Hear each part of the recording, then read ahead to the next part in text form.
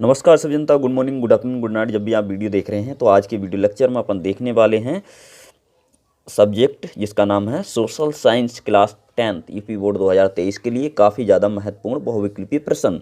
ठीक है, तो हमारे यहाँ पे पहला महत्वपूर्ण प्रश्न है, राष्ट्रवाद का प्रारंभ किस देश में हुआ वह है, यानी कौन से देश में राष्ट्रवाद का प्रारंभ हुआ। तो हमारे ऑप्शन है जर्मनी, इटली, फ्रांस और इंग्लैंड। ठीक है, तो इसमें से हमारा सही ऑप्शन है फ्रांस वाला। ठीक है, तो फ्रांस से स्टार्ट होता है राष्ट्रवाद। ठीक है, उसके बाद अगला प्रश्न है हमारा, पुनर्जागरण का आरंभ सबसे पहले किस देश में हुआ।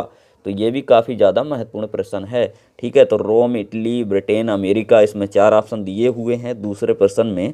तो इसमें से इटली हमारा सही ऑप्शन है, यानी कि पुनर्जागरण का आरंभ इटली से हुआ है। उसके बाद यंग इटली सोसाइटी का संस्थापक कौन था। ठीक है, तो इसमें से हमारे ऑप्शन हैं गौरी वाल्डी, बिस्मार्क और काबूर और मेजनी। तो इसमें से हमारा सही ऑप्शन डी वाला है भाई, मेजनी। ठीक है, तो इसे आप अच्छे से तैयार कर लेंगे मेजनी के लिए। अगला हमारा प्रश्न है, देखते हैं, 1848 की फ्रांसीसी क्रांति के फलस्वरूप निरंकुश राजतंत्र की स्थापना हुई। ऑप्शन ए है। ऑप्शन बी में कह रहा है सीमित राजतंत्र की स्थापना हुई, और ऑप्शन सी कह रहा है सैन्य शासन की स्थापना हुई, और ऑप्शन डी में कह रहा है गणतंत्र की स्थापना हुई।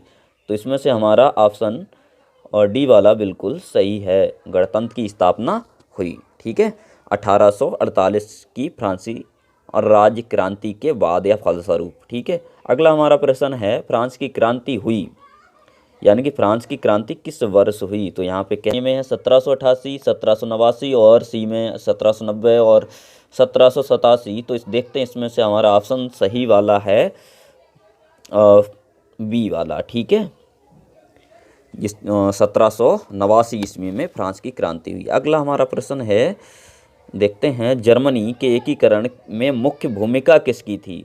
जर्मनी के एकीकरण में मुख्य भूमिका, मेन भूमिका किसकी थी। तो यहाँ पे हमारे ऑप्शन हैं, ऑप्शन ए में दिया है गैरी वाल्डी और बिस्मार्क और नेपोलियन, इनमें से कोई नहीं। ठीक है, तो दिए हैं, तो इसमें से हमारा बी ऑप्शन बिल्कुल राइट है, बिस्मार्क। ठीक है, जर्मनी के एकीकरण में मेन भूमिका, मुख्य भूमिका बिस्मार्क की थी।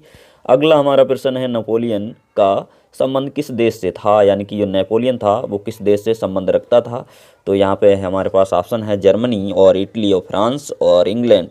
तो भाई ये फ्रांस से संबंध रखता था नेपोलियन। ठीक है, अगला हमारा प्रश्न है, बहुत ही ज़्यादा महत्वपूर्ण प्रश्न है, इटली का एकीकरण किसके नेतृत्व में किया गया। ठीक है, तो यहाँ पे ऑप्शन है गैरीवाल्डी और बिस्मार्क, नेपोलियन, विलियम प्रथम।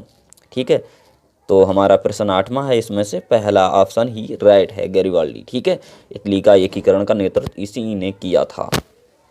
अगला प्रश्न है हमारा काफ़ी ज़्यादा महत्वपूर्ण, प्रश्न संख्या 9, फ्रांस में गणतंत्र की घोषणा किस वर्ष हुई।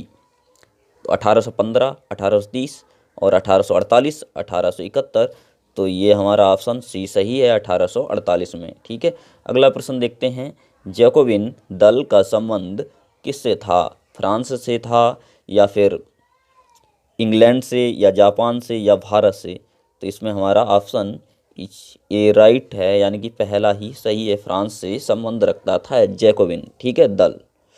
अगला हमारा प्रश्न है, 11वां, जर्मनी में राष्ट्रवाद राष्ट्र राज्य के निर्माण की प्रक्रिया का जनक था। तो यह इसमें से 4 ऑप्शन हैं, विलियम चतुर्थ, विलियम प्रथम, बिस्मार्क और विलियम द्वितीय। ठीक है, तो इसमें से हमारा ऑप्शन सी है भाई, बिस्मार्क। ठीक है, तो बिस्मार्क वाला लगा लीजिएगा, ये राइट आंसर है। अगला प्रश्न देखेंगे, यूनानी स्वतंत्रता के लिए संघर्ष प्रारंभ हुआ, यानी कब से कब तक। तो यहाँ पे सन है सन 1850 और 1848, सन 1830, 1821।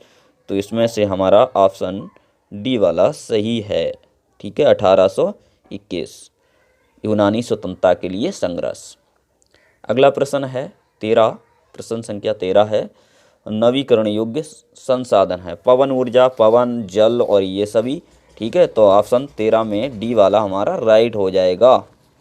ठीक है, नवीकरण योग्य ये सारे संसाधन हैं, ये पवन और वन, जल। ठीक है, अगला प्रश्न देखेंगे, प्रश्न संख्या 14, लौह आयस्क किस प्रकार का संसाधन है? ठीक है, पुनःपूर्ति योग्य, अजैव या मानवकृत या अचक्रीय। ठीक है, तो ये प्रश्न संख्या 14 है, इसमें हमारा ऑप्शन डी वाला सही हो जाएगा, अचक्रीय। ठीक है, अगला प्रश्न देखते हैं, कपास की खेती के लिए सबसे उचित भूमि कौन सी है?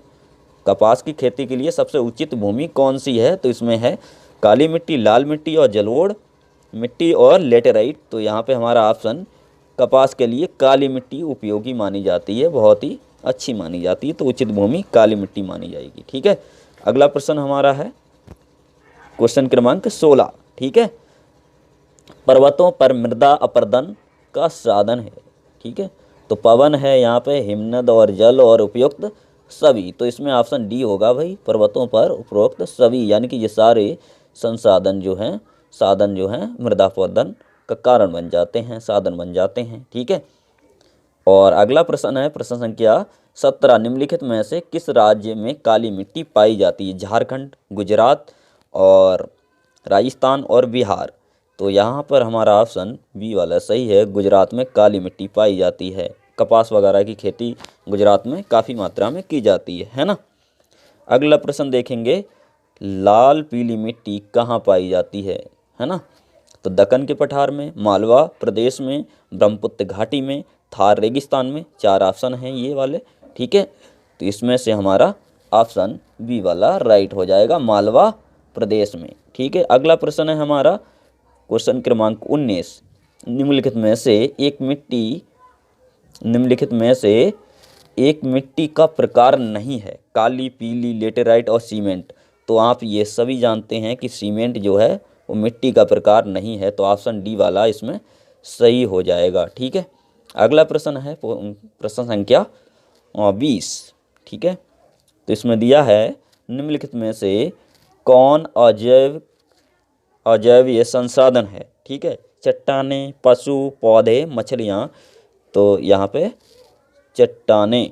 ठीक है, तो ये 20 काफ़ी ज़्यादा महत्वपूर्ण प्रश्न थे।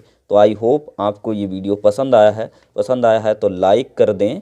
ठीक है, और अपने सभी दोस्तों के साथ शेयर ज़रूर से कर दें, और चैनल पर फर्स्ट टाइम विजिट कर रहे हैं तो रेड कलर के बटन को दबा करके चैनल को सब्सक्राइब कर लें, जिससे इस सीरीज में जो भी हम महत्वपूर्ण प्रश्न डालें उसका नोटिफिकेशन आपको मिलता रहे टाइम पर। Thanks watching for video.